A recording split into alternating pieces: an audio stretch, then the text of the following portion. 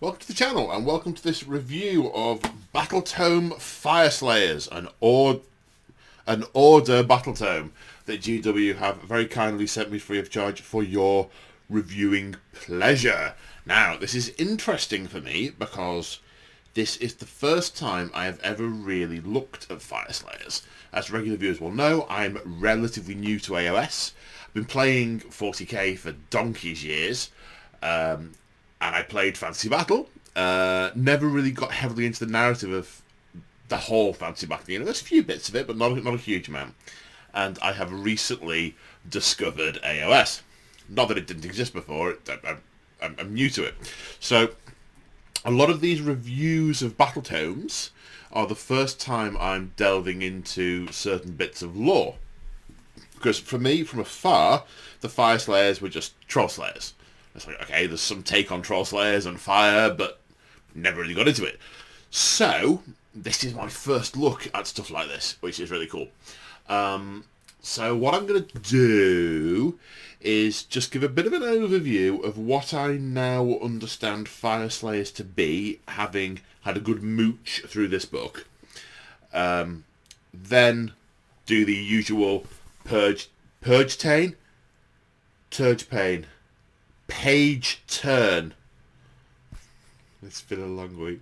The usual page turn of the book and go through what the contents are. So, Fyreslayers, from what I can gather, when the two dwarven gods returned to the mortal realms, the warrior and the smith, they got in a bit of bother and they ended up heavily shackled to a mountain and sort of left for, not dead, but just sort of captured there by the forces of something I can't quite remember. Anyway, Sigmar came along and found them and struck their chains with his almighty Sigmarness, and they each sort of said what that they owed him a debt, and they made an oath, and the smith does smithing stuff, which is where the Stormcast get all their armour from, and the warrior said, name a foe for me to best. And Sigmar sort of gets into a bit of a situation there, because he can't just say, oh, that orc, because it will be seen as an insult, and taken as an insult, and would kind of be an insult. And the only foes worthy of the warrior god, who does have a name, I can't remember it, I've tried to get it to stick in my brain, and it's not sticked yet. So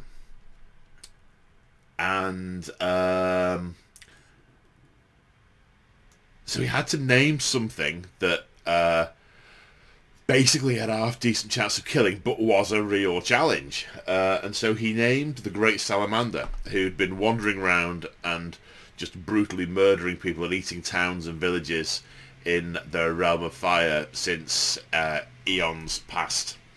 And so the Dwarf Warrior God goes, alright then, goes off, has a fight with the Salamander God, in which they both perish.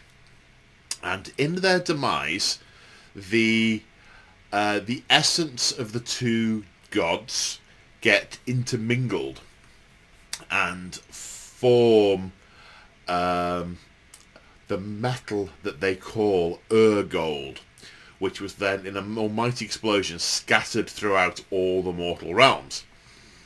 And gold is what the Fyreslayers believe to... It's a special type of gold that only Fyreslayers, who are the descendants of the original devotees of the warrior god, they can identify, and it contains, they believe, the essence of their god. And so their quest is to find all the gold and release their god from it. Which, there's some story, end of days, God will return, destroy the enemy, world ends. I think a lot of these prophecies should be much more about, we find God, set him free, he kills the bad guys, and we live happily ever after, with the world still very much intact. But I digress. So two things matter to Fyreslayers: honour and the acquisition of gold in order to release the gold, which is why they look to the rest of the mortal realms to be complete and total mercenaries, because they hire themselves out, they make an oath to fight for a paymaster, and they insist on their payment being in gold. So they're on an eternal quest to gather up all the gold, which makes it, I mean, I can imagine it being the kind of background that a roleplay player in one of my groups might make up for a reason to be all money grabbing and so on. But it kind of works. It kind of works. I kind of like it. So basically, they are a band of there are several massive households who form mercenary companies, not bands. They're for mercenary companies who hire themselves out to for pay for gold. And they keep their oaths, they go places, they smash face, they earn gold, and in so doing, they worship their god and bring him closer to being set free. That is what I know. So now to the book.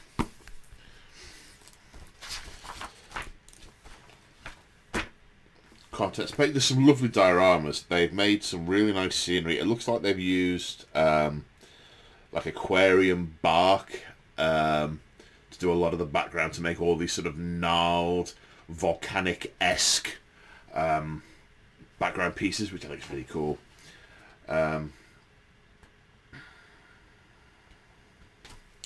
So first off, we've got a section on blood, gold, and fire, which basically gives you the gist of what I've just said. Another nice picture of the dwarves, the Fyreslayers doing some fighting, riding on the back of these great salamanders.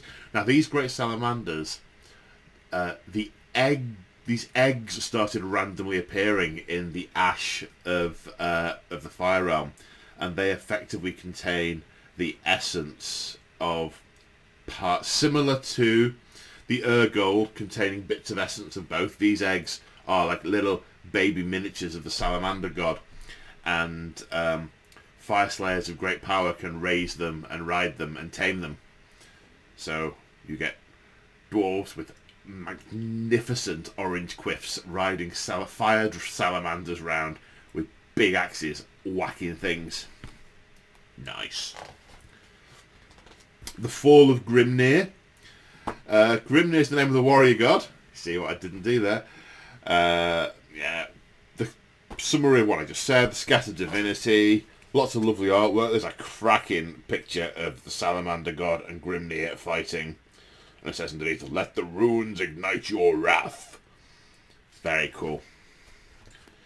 The Rise of the Fyreslayers. Yeah, talks about the hope being rekindled and the Fyreslayers forming their subterranean cities near the molten lava, and the endless hunt for gold, which is super nice. These cities they refer to as magma holds, and there's some really nice artwork in here. And it starts talking about the different lodges that they form, kind of like storm hosts. I know this is Space Marine chapters, but I was like, oh no, let's keep this AOS. Kind of like storm hosts, well, more societies. They're not all based in Ashki, Ashqui, AQSHY, Akshi. They're not all based in Akshi, but the original ones were founded in Akshi, and they're sort of subterranean cities, and they have their individual societies and traditions, and other lodges grow up elsewhere, and so on. They're magma holds. Then we've got the super cool, the obligatory picture of the most appropriate realm. We've got a picture of the realm of Akshi. For some reason, I keep on wanting to say Ashki. I guess Ash, Fire, Key, Akshi. Pictures of the various magma holds, the various Sigmarite metropoli, and militarized cities. Grimnir's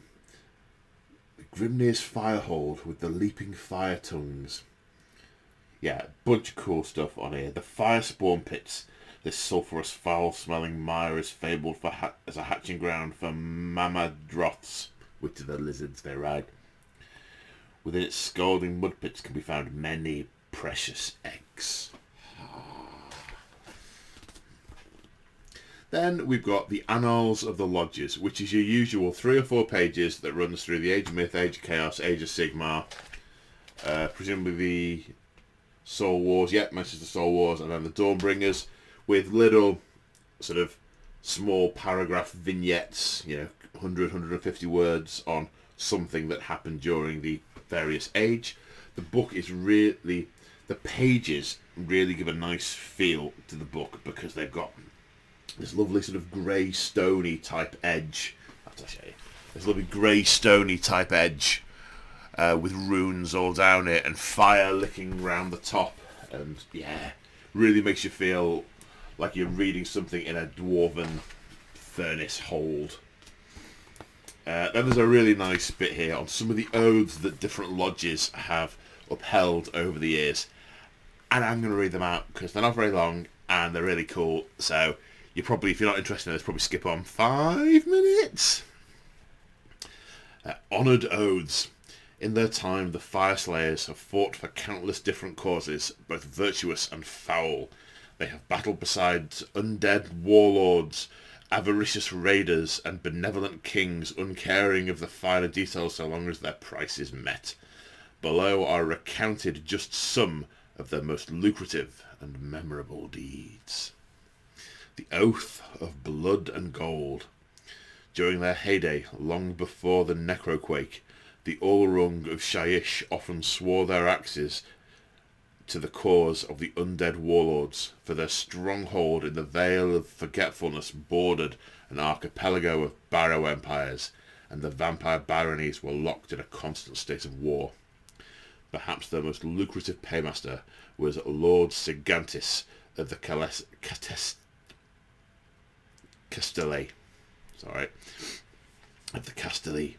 an ambitious vampire who wished to purge the region of its death-rattle lords so he might resettle the lands with batches of mortal blood thralls, fighting alongside the Crimson Cavaliers of the Castelli.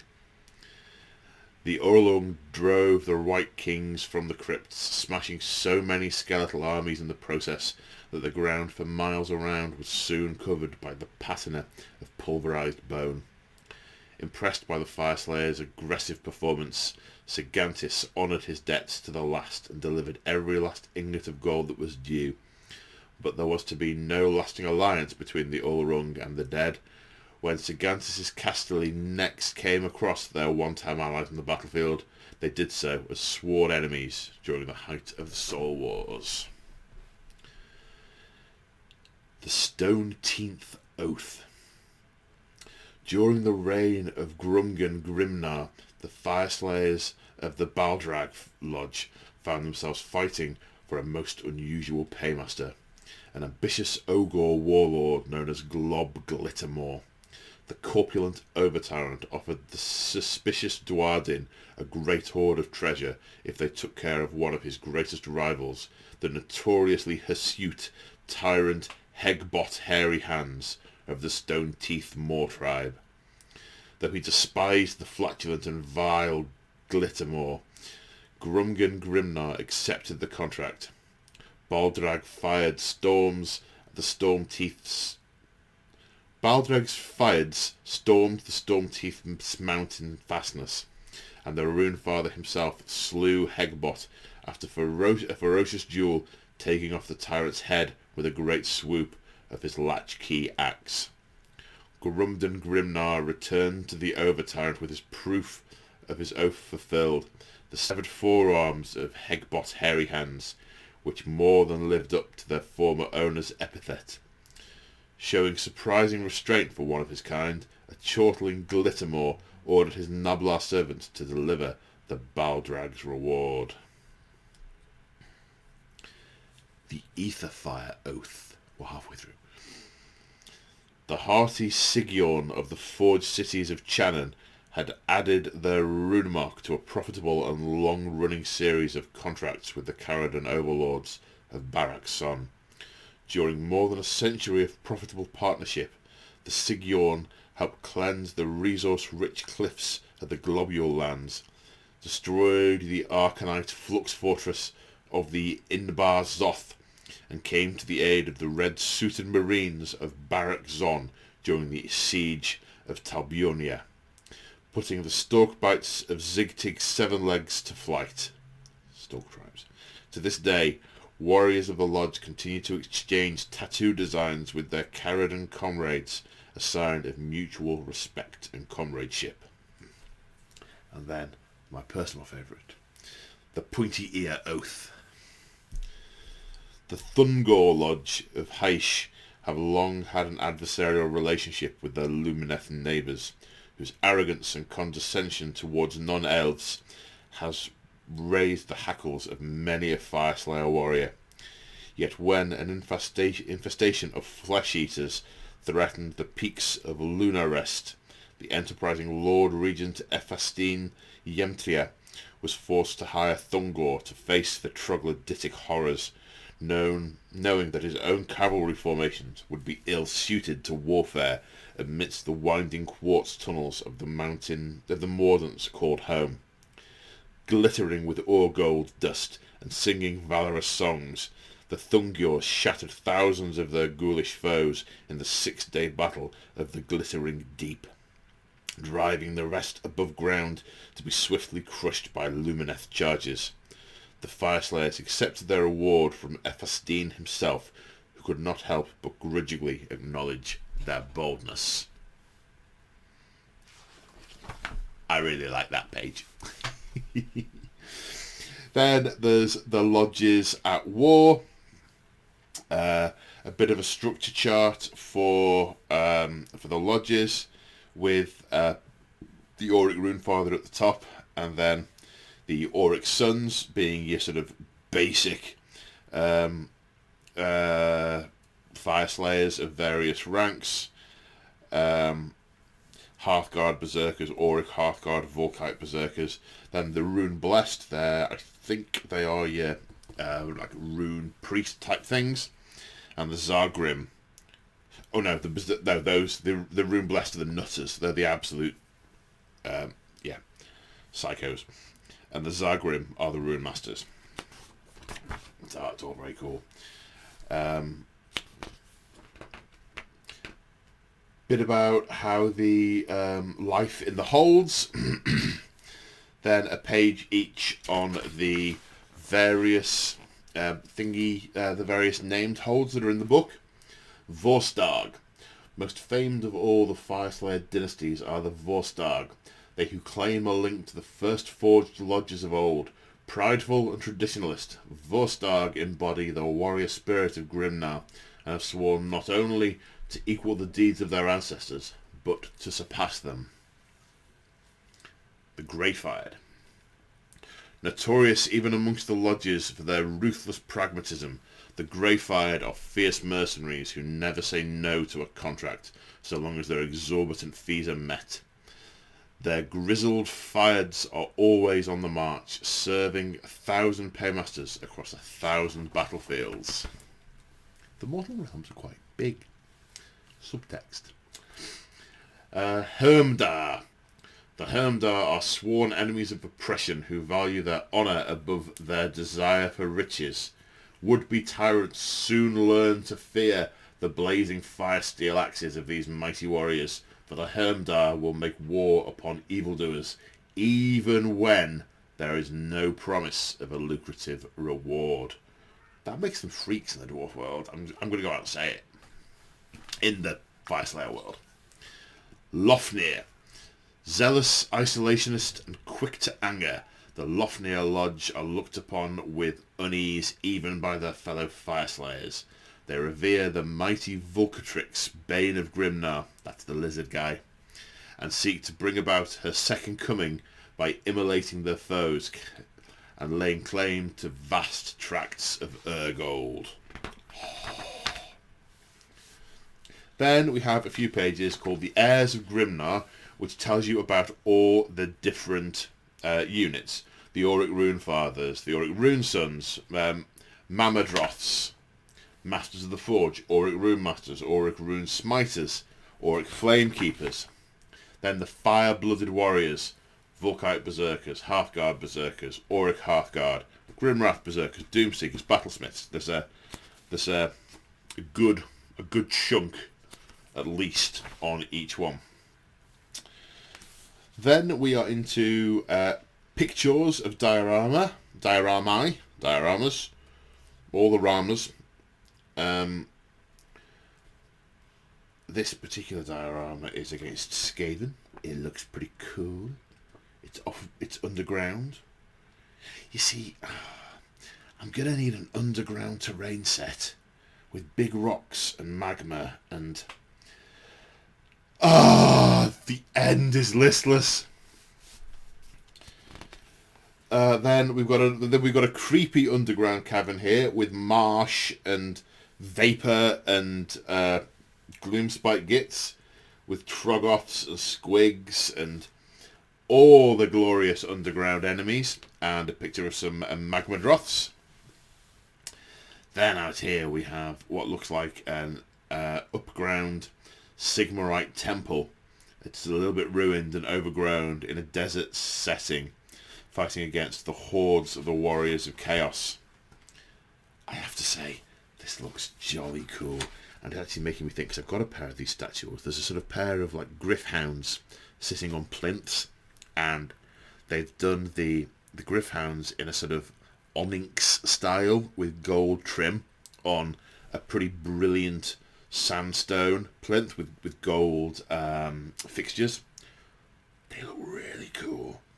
I'm totally doing that when I get around to painting those, which will hopefully be this decade.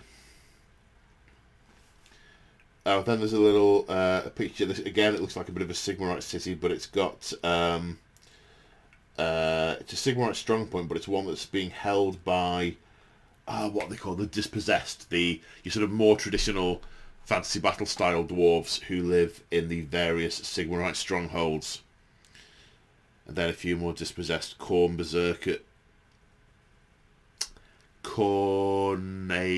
Blood Warriors, Blood Reavers of Khorne. That's what I think they're called. There's some skulls. A couple of Slayers stood on a mountain of skulls. Oh, I want a mountain of skulls in this context of this game we play on weekends. Then an underground forge with loads of chests. There's one of the terrain sets where you get loads of chests with it, and they make no sense with the terrain set, but what they've done here is they've painted them all up and stuck them next to the forge terrain, and they look really cool. I've got a few of those kicking about. I might have to... I don't have Fyreslayers yet. Featured word. Yet. Then some Ostiarch Bone Reapers on what looks like a bone-wrought battlement. Oh, so much terrain. Oh, so cool. This is all so fantastically cool. Then this looks like it's the realm of Gyram, because this is they're fighting augurs on snow, surrounded by the skeletons of massive beasts. I want to know where you get skeletons of massive beasts from in this game we play on weekends. Then you've got an example of a painted miniature from a dozen different strongholds, including the four main ones, and one of them is sort of very sort of atypically Fyreslayer orange. One has a sort of glow, so that's the Vostag. The Greyfired, which I quite liked the look of until I saw the paint job, is a sort of like black hair with glowing yellow at the root. It looks like a pain in the behind to actually paint. The Hemdar appear to be significantly blonder than your average Fyreslayer. The Lofnir are quite nice, although I'm not sure I'm terribly attracted to their lore. They've got sort of black and red alternating stripes. Black and ginger alternating stripes. They're really cool. And there's a bunch of other ones. There's a ginger and white one. Oh, it's grey, I suppose. There's a halved grey and black, so they look like they've dyed half their beard black. Ah, very cool.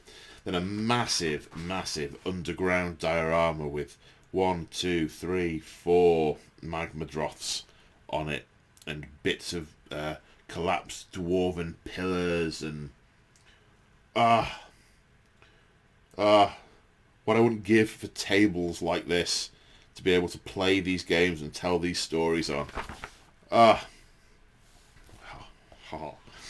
Then the painting guide, different ways of doing hair, the skin, the beards, the stripe variants in the beards, red stripes, black stripes, white stripes, brown stripes, different methods for doing gold, different armor variants.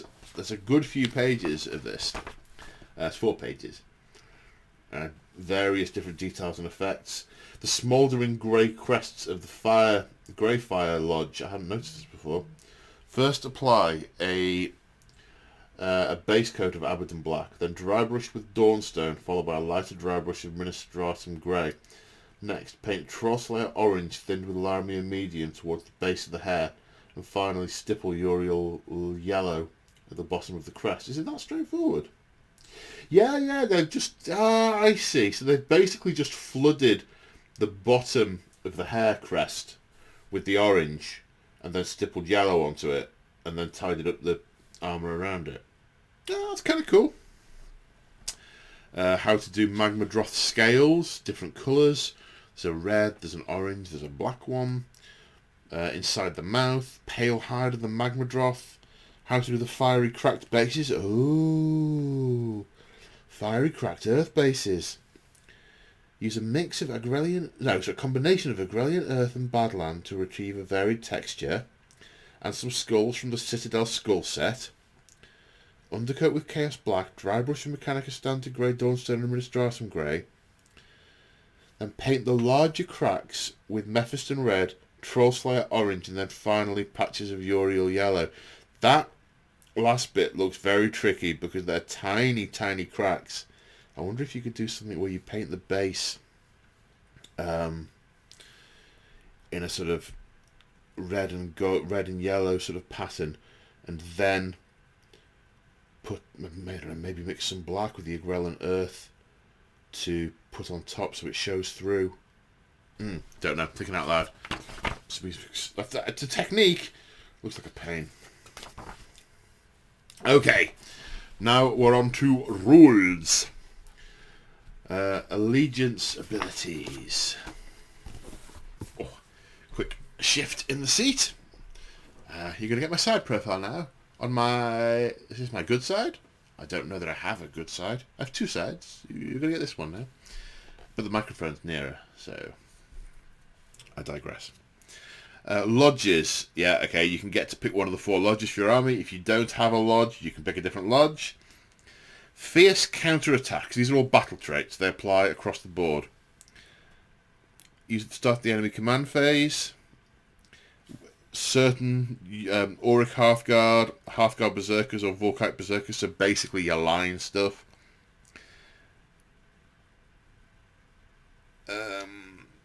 If you're within 3 inches of an enemy unit that made a charge, you get the strikes first rule. The unit cannot receive this command more than once per battle.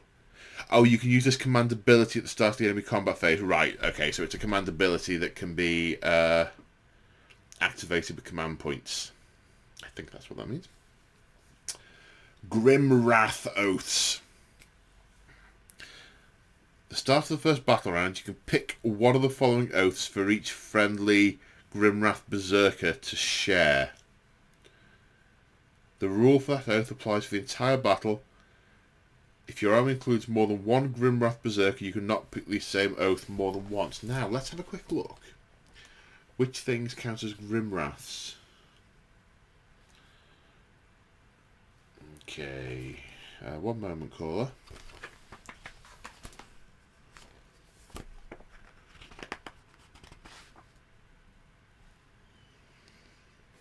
Grimwrath Berserkers. 1 unit. Just Grimwrath Berserkers.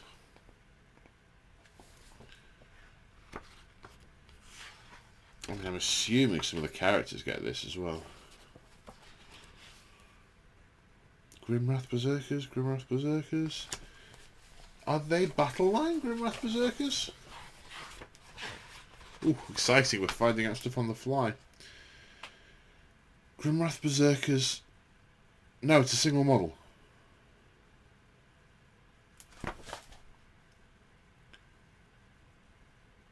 This is a whole rule just for those individual models. Unless I'm missing something. What I'm probably not understanding is there's probably context for having a few of these. Right, okay, so a Grimnar Berserker is a single model, but it is not a leader. So, whilst it is only one model, 85 points, you can have a whole bunch, and they are units, not leaders. Okay, and they all get to have one of these oaths. I will cut down the priests of Grimnar's enemies. If the target is a priest, +1 to hit, +1 to damage. I regard them with my life. Instead of picking one friendly Auric Hearthguard or Hearthguard Berserker unit on the battlefield to be the retinue of an Auric Runefather, you can pick this unit to be the unit's retinue. You can turn him into a bodyguard. Let nothing stand in my way. This unit can run and still charge later in the turn and re-roll run rolls and charge rolls for this unit. I'm coming for you. We will prove Grimnar's might to our allies. I'd want to hit rolls and wound rolls for attacks made by this unit if it's within 12 inches of friendly allies. I will not be stopped. 6+ ward save if it's in 3 inches of enemy units. Oh no, it has a ward save of 6+, and if it's within 3 inches of enemy units, it has a 5+ instead. I will strike hard and true in Grimnar's name. If the unmodified hit roll of an attack by this unit is 6, it causes 1 mortal wound in addition to any other damage. Okay. Now we have Urgold runes. At the start of your hero phase, you can activate one of the following 6 types of Urgold runes. You state which rune will be active and roll a dice. On a 1 to 5, the standard effect applies. On a 6, the enhanced effect applies. Then it lasts to your next hero phase. Each rune can be activated once per battle, and no more than 1 rune can be activated at the same time.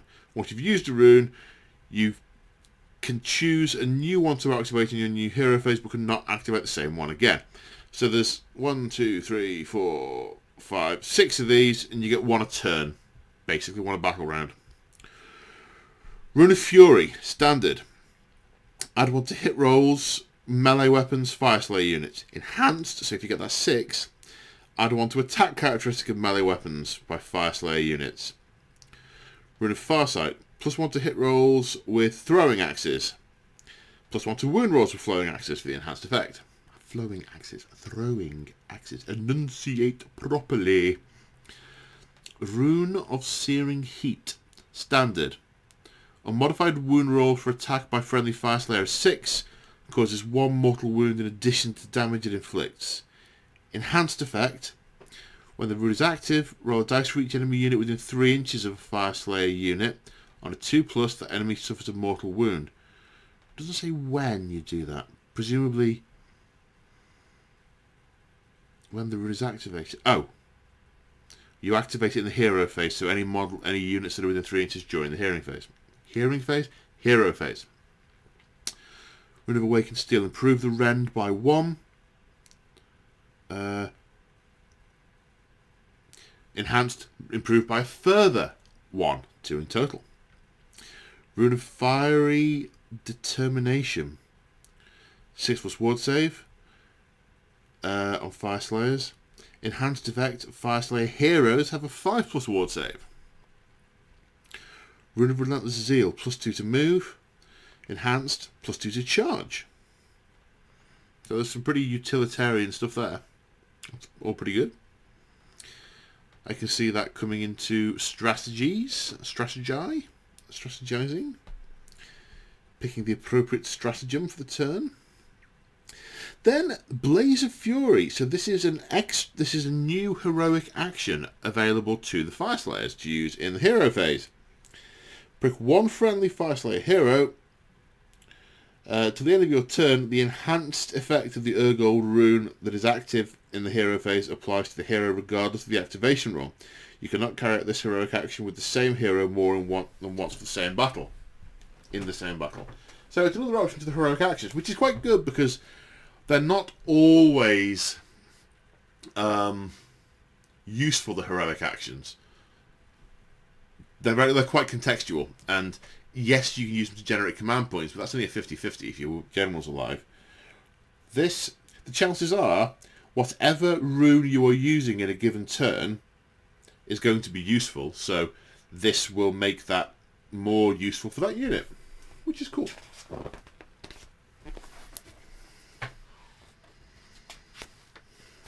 How are we doing? 4 pages. Command traits, the inheritance of Grimnar.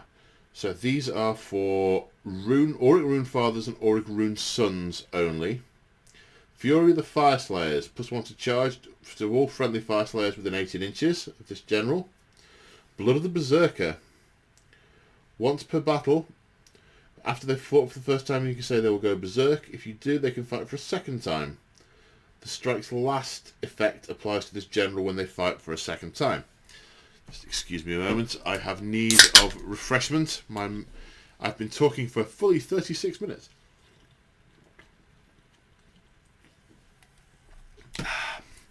Still no sponsorship. Spirit of Grimnar.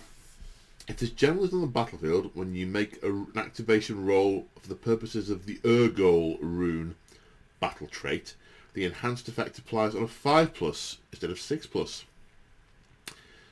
Not guaranteed you'll get it, but could be quite nice. There were some nice enhanced effects in there. Leader of the Druid Zal. If this general is on the battlefield, Druidin allies are treated as if they have the Fyreslayer keyword for the purposes of Urgol runes battle trait. OMG, I totally missed that before.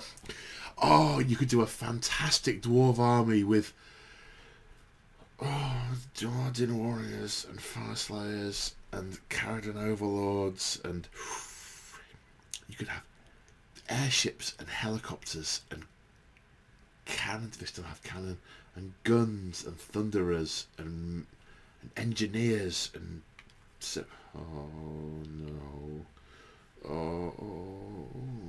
another army to buy and paint. Not yet. Magmatic empowerments, Fyreslayer priest only. Is this a command trait? Oh yes, it's still under command trait. So if your general is a priest, they get one of these 3. Ashbeard, general knows 2 prayers instead of 1. Master priest, once per battle start the hero phase, you can activate a rune that's already been used. Avatar of Volcatrix.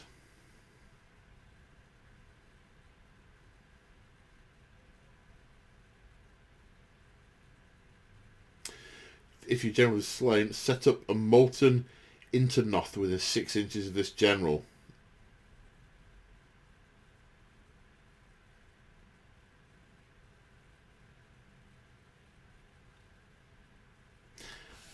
There's some stuff about if you've already got one on the table, but I think that's one of the endless spells. I haven't really looked at those because endless spells in a dwarf army, dwarves, didn't compute in my brain.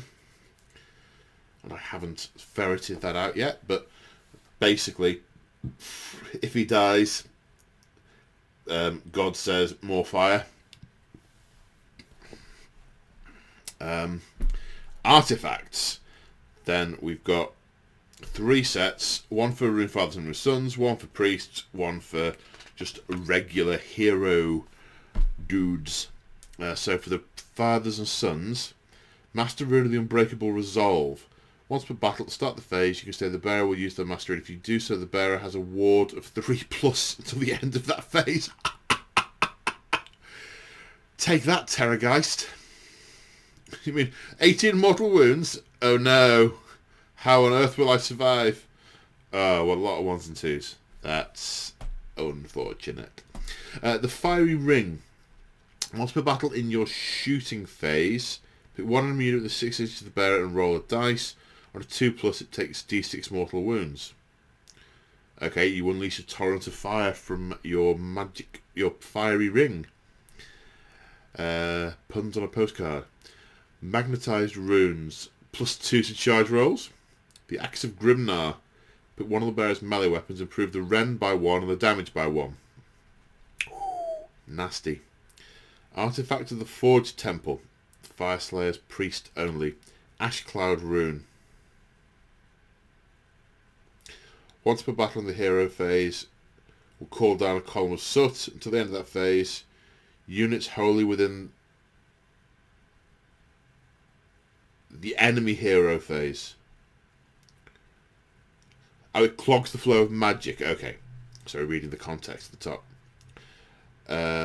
If you do so until the end of that phase, units wholly within 12 inches of the bearer are not visible to enemy units attempting to cast spells. Well, that's cool. Wholly within 12 inches. So that bit, yeah. That gives you a big sort of null zone of no magic, which is nice. Volatile Brazier.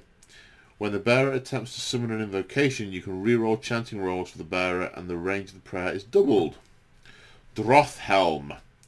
Add +1 to wound rolls for attacks made with claws and horns by friendly Mamadroths wholly within 12 inches of the bearer.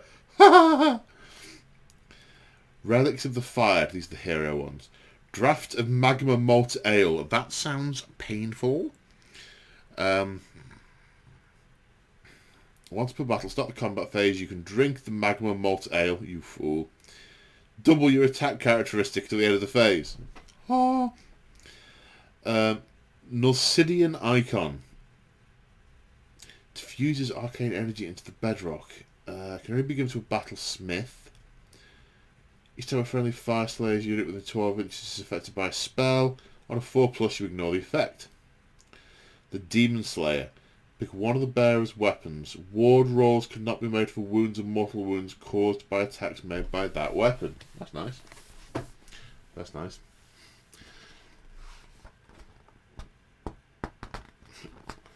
Dodge this. Then what do we have? Last couple of pages. Prayer scriptures. Okay, for obviously the Fire Slayer priests. Prayer of Ash.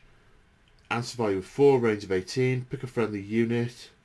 -1 from wound rolls against them.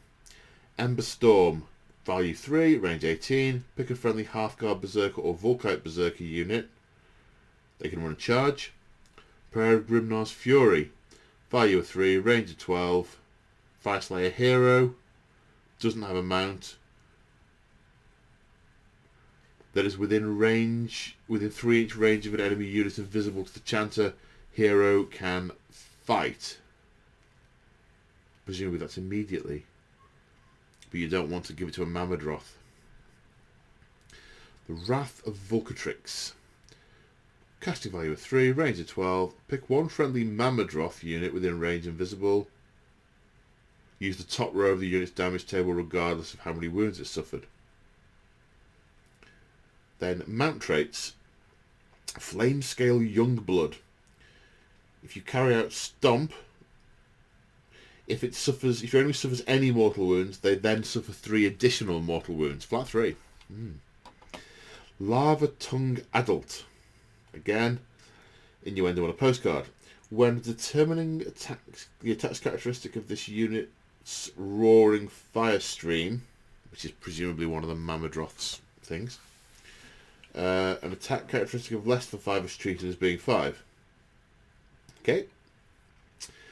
Coalheart Ancient. This unit's the target of an attack with a melee weapon. Subtract 1 from the damage characteristic to a minimum of 1. Now we have the 4 lodges. So the Vostrag. Bold and aggressive, the secret behind the Vostrag's victories has been their relentless method of attack. With surprising speed and unflinching determination, their fires surge forward to hew down their foe. Not until the last enemy has stopped twitching do they cease their assault. Fearsome Surge. Add 1 to hidden wound rolls with melee weapons when you charged. Grey-fired.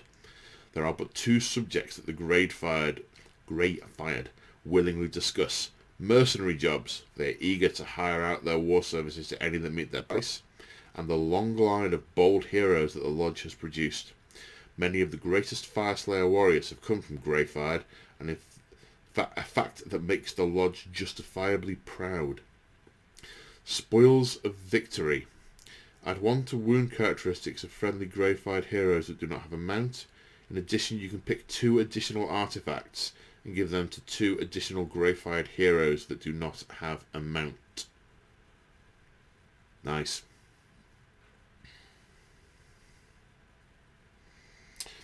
Hermdar.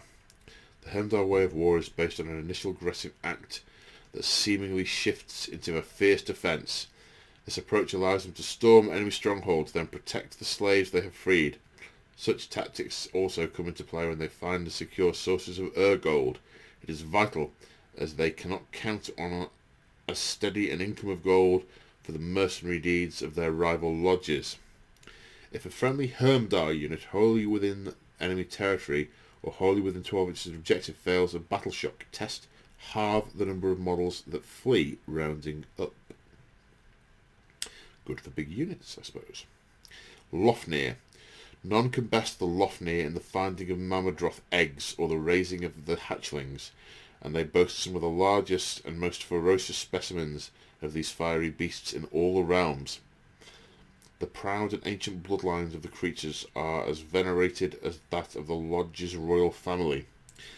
Add 2 to the wound characteristics of friendly Lofnir Mamadroth units. In addition, up to 3 Lofnir Mamadroth units in your army can be given a different mount trait. Okay, that's a Godzilla list. Then we're on to Path to Glory, which I'm not going to go through because I don't know enough about it to really go through it, and I'm also not going to go through the match play stuff because I don't play match play.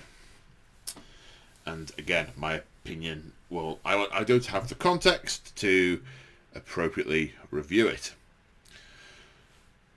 Right, so what do we do to go through these? We've got the Auric Runefather on Mamadroth, the Auric Rune Son on Mamadroth, and the Rune Smiter on Mamadroth. They're the 3 Mamadroth character choices. So they've all got 16 wounds, 4 plus save, 8 bravery, and a degrading move that starts at 12 and finishes at 8. They all have a roaring fire stream, which is a missile weapon. So these are the Mamadroth bits now. The attack characteristic of the roaring fire stream is equal to the number of models in the target unit to a maximum of 10. In addition, if you didn't make an attack with the roaring fire stream, you may say that the Inferno is raging inside the Mamadroth. The end of your shooting phase.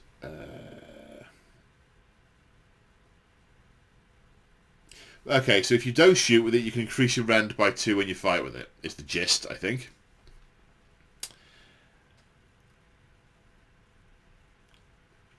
Lashing Tail. At the end of the combat phase, roll a dice for each enemy unit within 3 inches. If you equal or beat the number of models in that unit, suffer D3 mortal wounds. Volcanic Blood. Roll a dice each time a wound is caused by an attack mode with the melee weapon is allocated to the unit. On a 4+, the attacking unit suffers 1 mortal wound. You don't dare kill him. You want to shoot him. So they're the common Mamadroth characteristics. The Runesmiths and Fathers I'll come on to in a minute. A couple of named characters, which I won't go through. The Auric Runefather, Latchkey Grand Axe, range 3, it's a big axe. 4 attacks, 3+3+, -1, rend, 3 damage.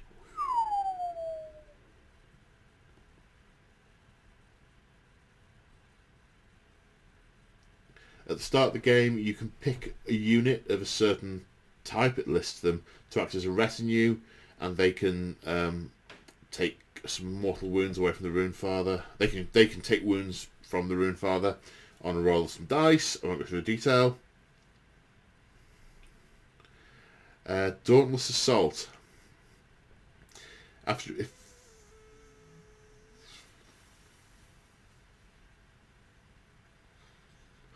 His retinue can fight immediately after the Rune Father, so you get a double bubble. Lord of the Lodge. Once per battle, combat phase, pick one unit on the battlefield, add one to the attacks whilst they're within 12 inches of that unit. Auric Rune's Son can also have a retinue and Dauntless Assault, but he doesn't have Lord of the Lodge. He has Vying for Glory. Put a modified hit roll against a monster is a 6. Number of mortal wounds. Oh, so your wounds go straight through to mortal wounds, basically.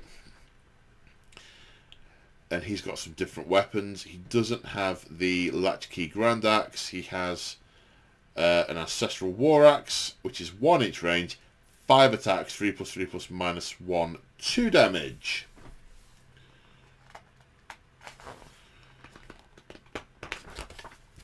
Then you've got the Rune Master and the Rune Smiter. These are both priests.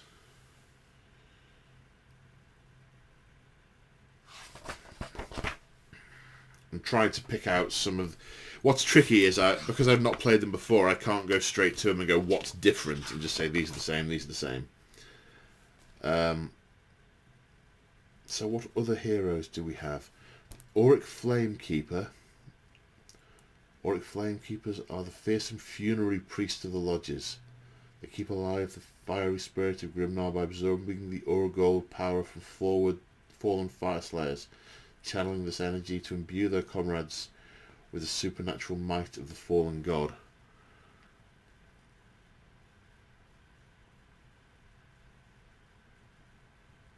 Then there's some kind of mechanic to generate numbers when nearby units die, and then you can pass effects on to other units like 6+ ward save,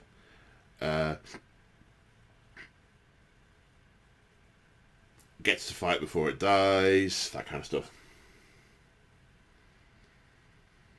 The Battlesmith gives nearby units 6 ward save. Then you get to give a 5+ ward save to a different unit. Bard of the Lodge, when you issue the rally command. Bard of the Lodge, when you issue the rally command, you return 1 slain model for each 4+ instead of 6+.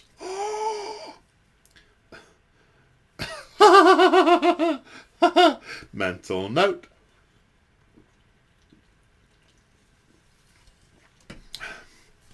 Mental note. So he stops them dying as fast and makes them come back easier. On your feet, clansman, lodgeman. Grimnar is not done with you yet. So the Grimwrath Berserker is a hero but not a leader, so you can give him traits and stuff. His Firestorm Great Axe. 4 attacks, 3+3+- -2, 2 damage.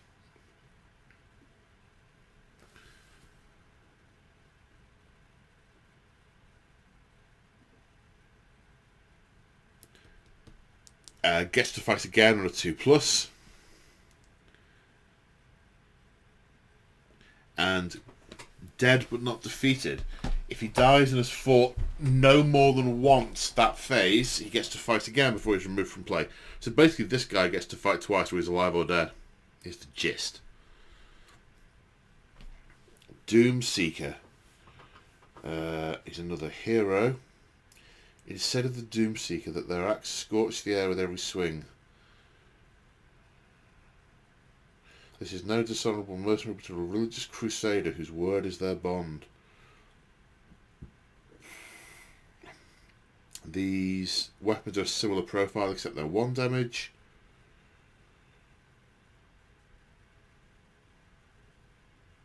Then he can pick an enemy unit at the start of the battle and get some bonuses against it.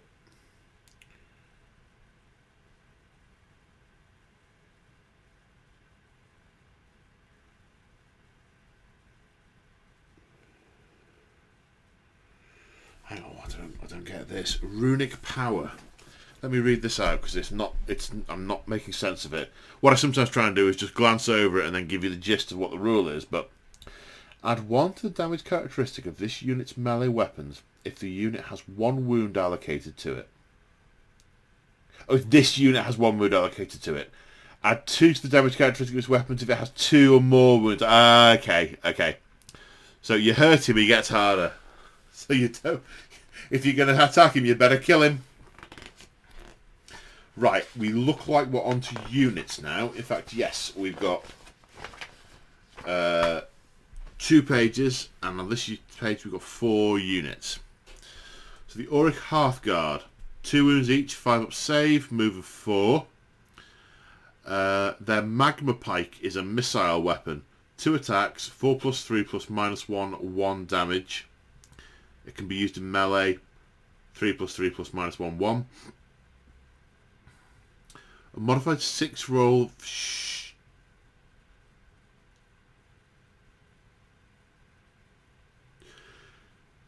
When you're shooting at a unit, and a modified hit roll of 6 subtracts 1 from their movement characteristic until the end of your opponent's turn to a maximum of half their move. So if they move 6, you can take 3 inches off their movement. Alright, yeah, I guess being on fire slows you down a bit. Drop and roll, I guess. Hearthguard Berserkers. Berserker Broadaxe. 2 inch, 2 attacks, 3+3 plus -1, 2 damage. Duty unto death is 2 wounds each, these guys. In fact, they're all 2 wounds each. Ward save of 4+ whilst within 9 inches of Fyreslayer heroes. Nice. Very nice. Smouldering Braziers. A modified hit roll for an axe for a poleaxe is 6. But there's broadaxe and poleaxe. The poleaxe is the same as the broadaxe, except there's no round and it's 1 damage. But if you roll to hit as a 6, you do 2 mortal wounds in addition. Okay. Makes sense. Then you've got Volca Berserkers, which I think are the only battle line unit. Yeah, you've got 2 options. You've got with fire steel hand axes or with bladed sling shields. And the sling shields have a better save. It's 4+ rather than 5+, which all the others are. But the Volca Berserkers have Berserk Fury. Once per battle, models can fight. Slain models can fight before you remove them. Then the ones with hand axes, which are 1 inch, 2 attacks, 3+3 plus no rend, 1 damage. They gain +1 attack with them if they charged. So 3 attacks each on the charge, which is nice. Then with bladed sling shields, they've got a fire steel hand axe rather than 2 hand axes, which is the same profile but just 1 attack rather than 2. Or they can take a war pick, which is 1, 3+4 plus -1, 1 damage. So it doesn't wound quite as easily, but does have a point of rend. Bladed sling shield. So as well as the extra points of save you get, if you make a charge move, pick an enemy unit within 1 inch and roll a dice for each model of the unit. On a 6, it suffers a mortal wound. For each model in this unit. Okay, so if you charge in with 10 of them, 10 dice, any 6s and mortal wounds as they throw their shields in before they get going. Then we've got the Invocation War Scrolls, which I guess are eternal spells that priests cast. Not really sure I understand that. And then we have the Magmic Battleforge. Set up Your territory, more than 3 inches from objectives, terrain features, impassable. Molten Blessing. At the start of your hero phase, pick a priest within 6 inches to control the magmic energies. Add 1 to chanting rolls. Fine. Spending the Forge. Once per battle at the start of your hero phase, instead of using this terrain features Molten Blessing ability, you can pick 1 friendly Fyreslayer priest within 6 inches to spend all of its energy. If you do, friendly Fyreslayer units have a ward save of 6+. However, for the rest of the battle, Fyreslayer priests can no longer use the feature's Molten Blessing ability. Okay, so you can either get +1 to cast your prayers, or you can blow all the energy in one go to give the whole army a 6+ ward save. That's pretty cool. Points-wise, the Volca Berserkers are 170 or 160, depending on whether you go for the hand axes or shields. The Rune Fathers, Masters and Smiters all come in at 125, 125, 135. Battlesmith 150. The Mamadroth characters are all kicking around the 320 to 360 mark. The rest of the characters are all around the 80s, 90s, 100 point mark. The Half-Guard Berserkers 160 for 5. The Auric Hearthguard 125 for 5. Hearthguard are battle line if it's a Hemidar army or the general is a priest. Hearthguard Berserkers battle line if general is an Auric Runefather. Allies: Cities of Sigmar, Kandron Overlords, and Stormcast Eternals. Everyone gets to be an ally with the Stormcast Eternal. Not everyone, but these guys do. Well, there you go. Hope you enjoyed that. Apologies if I've missed anything or not covered something that was important. I blame my lack of familiarity, so apologies for that. I hope you enjoyed it. Just before I go, a quick shout out. Big thank you to all my channel members and Patreons whose support is helping me work towards the hobby dream. Thank you very much. You guys are awesome. If you want to support me, check out the description in the links in the description below. It includes things like channel memberships, Patreon, affiliate links to Element Games, codes for Element Games to give you extra store credit, which gives me store credit as well. Stuff like that. And on that happy note, I will bid you farewell and say see you in the next one. Bye for now.